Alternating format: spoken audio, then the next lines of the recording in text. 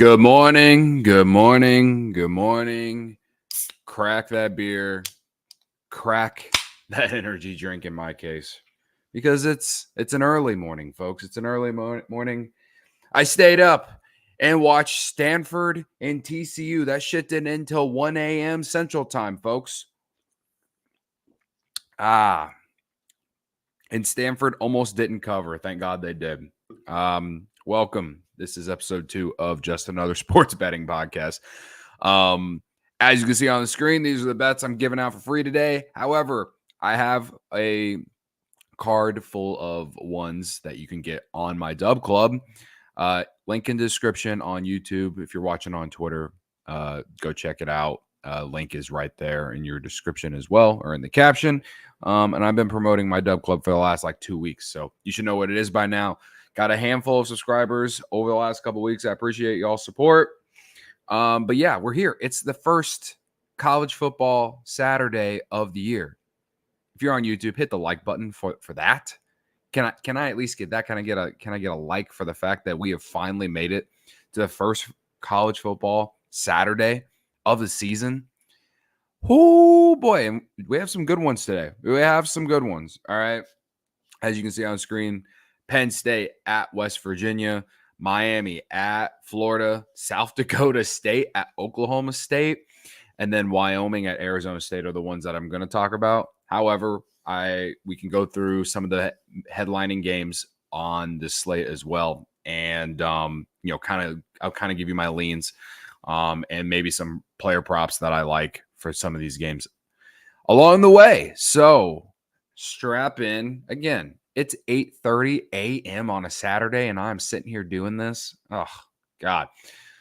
This is, if I'm going to be able to do this all year, I'm going to need a lot of these, all right?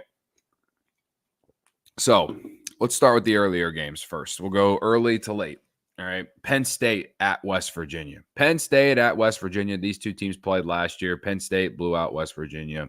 But West Virginia, they ended up winning 9 or 10 games last year. They were actually pretty good, right? I like West Virginia plus 7.5. All right. They're at home. Penn State, number 8 team in the country, coming on the road as 7.5-point favorites.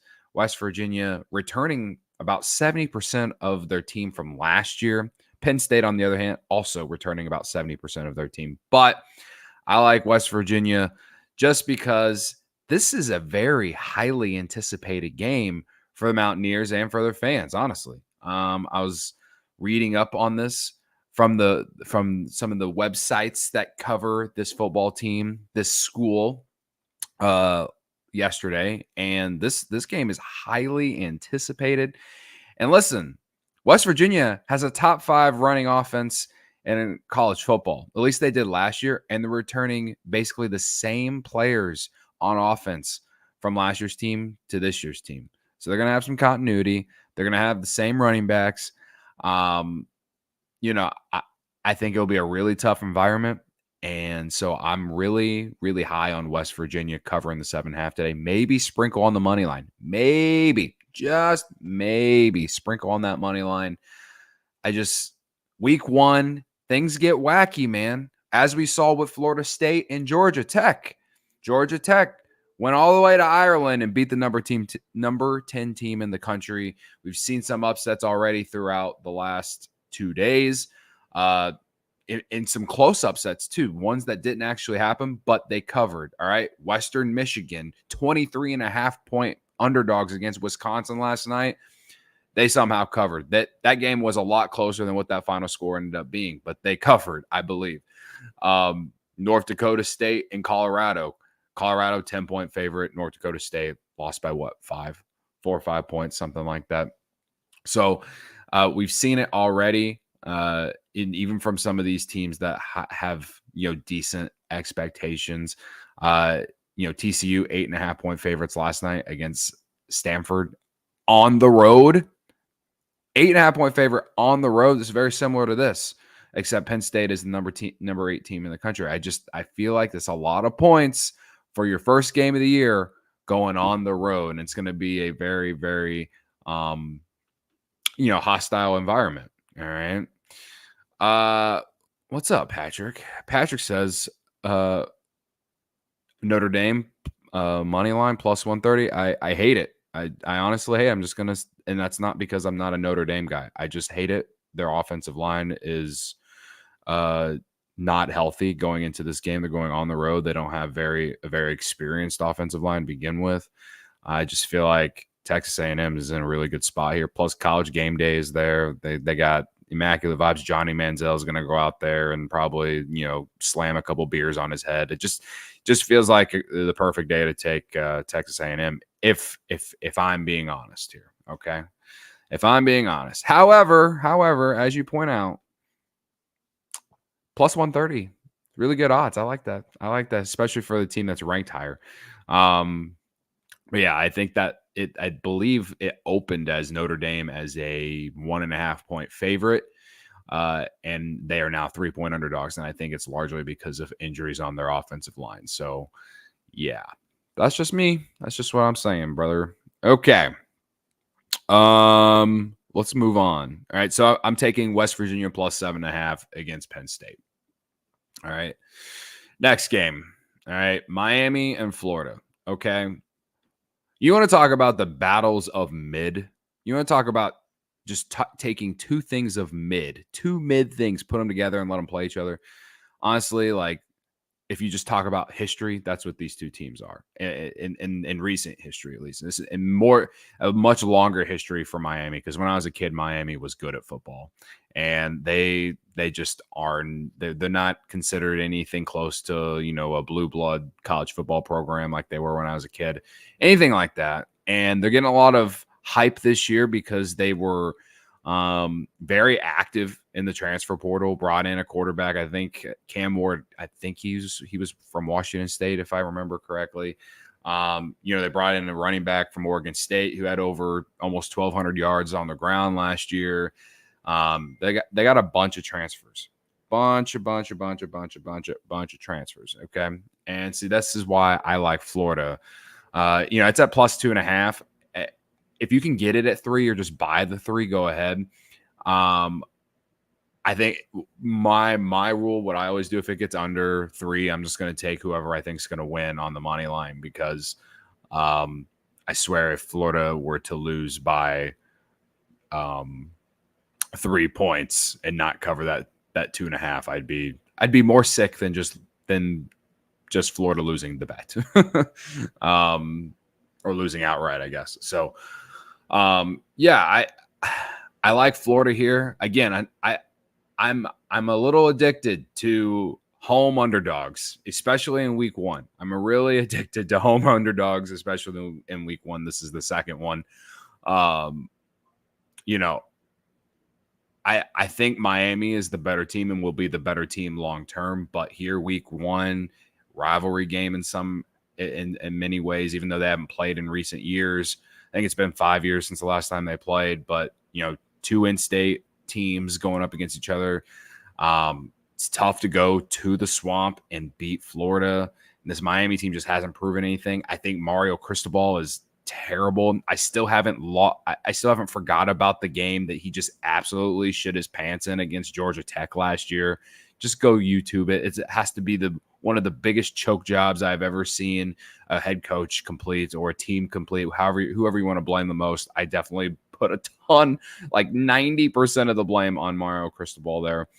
I don't like either one of these head coaches, but it's like put up or shut up time for both of them. And I'll take the team that's at home. And if you give them to me as an underdog, great. I hate the fact that I'm betting on Graham Mertz, because I still haven't forgot about how bad he was at Wisconsin, but he was a much improved quarterback for Florida last year. So I think this is going to be one of those where it'll be close. I could see there being a lot of points, especially in the second half if Miami does start slow. But I think Florida at home, week 1 environment, it's going to be very tough for Miami. So give me Florida on the money line. Oh, okay. That's like a 2:30 game. All right. So those are my first 2 real picks for sure. But my first 2 for sure picks. However, I did just place this bet this morning. Clemson and Georgia. All right. I think Clemson has a chance here. And especially with Trevor Etienne out suspended because of that DUI you got. I think Clemson can hang around. And the only way I think they're really going to be able to hang around is if they can establish the run. So enter Phil Maffa. I think that's how you say his name. All right. In his last 6 games, he's gone over the total of 72. I think he's about 70 yards. His last 6 games, he's gone over 70 yards on the ground. Yes. And those are games against NC State, Notre Dame, in which he had 186, Georgia Tech, North Carolina, South Carolina, and then Kentucky in their bowl game last year. So went over 70 yards at 46% clip last year, 60% his last 10 games. So I think the only way that Clemson's going to be able to hang around is if they're able to run the ball. Now, at the same time, I choose a player prop. Just because I'm thinking about how they're going to be able to hang around, I think it'd be that. Georgia also, they are going to be, with their starting running back out, they're also implementing new skill position players. Brock Bowers gone. Some of their top wide receivers from last year are gone. I think this game will be closer than maybe some people think. I think a lot of people are really down on Clemson this year. And rightfully so. The way that Dabo Swinney is so stubborn about not utilizing the transfer portal and NIL and all these things, it's weird considering everyone else is doing it. However, so give me Phil Maffa 70 plus yards. I got it on DraftKings.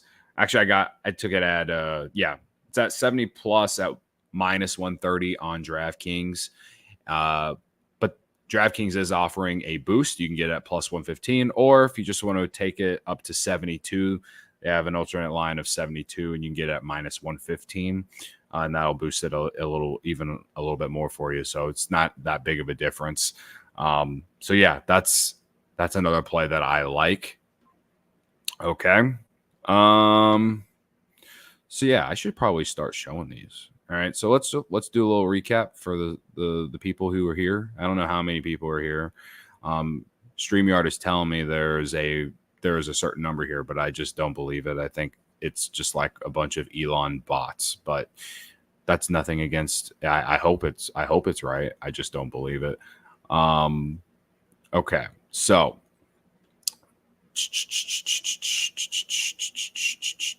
to start off, we're going West Virginia plus 7.5. All right. And then we're going Florida plus 3 or money line. And then we'll go to the third game right now. Okay. South Dakota State traveling to Oklahoma State, number 17 team in the country. You remember how North Dakota State hung around with Colorado? Do you remember? It was just a few days ago on the official day of college football. I don't count week 0, but it's not officially official. But anyway, South Dakota State might as well just be another version of North Dakota State. I look forward to those two teams potentially facing off in the FCS championship because South Dakota State, the Jackrabbits, have won 29 straight games. All right. And they are, this graphic says 9. I found them at 10. They are 10-point underdogs at Oklahoma State. All right. They have won 29 straight games and they have won 2 consecutive FCS titles. Okay. And they have the Walter Payton Award winner, which is basically the Heisman of FCS, Mark Gronowski, on their team, who threw for over 3,000 yards last year and had 37 total touchdowns. Okay. You have a team coming on the road as a 10-point underdog who is known to just dominate the FCS the last couple years. Okay. and they have a quarterback who threw for over 3,000 yards last season and 37 touchdowns. Okay. And they have a lot of returnees coming back. And this is a defense that allowed 9.3 points per game in FCS last year. All I'm saying is you don't want to play a Dakota week 1, man. You don't want to. I understand that Oklahoma State probably is the better team here for sure. They're an FBS team. They're ranked number 7 team in the country. But 10 points? 10 points? I mean, this isn't even Colorado. Like, it's not all the public money coming in for Colorado. I just don't understand 10 points here. I don't understand 10 points here. You got to give me the Jackrabbits plus 10. Jackrabbits plus 10, South Dakota State plus 10. You got the best FCS team coming in on the road week 1 with a lot of, motivation here to show out on a little bit of a national stage at the very least. I like South Dakota State to hang around here. And if they win outright, how funny will that be? Okay. So, yeah, that's maybe sprinkle on that money line. I'm not going that far, but I do like South Dakota State to hang around. A touchdown and a field goal seems like too much to me. Okay. Let's see if they can keep it going. Okay.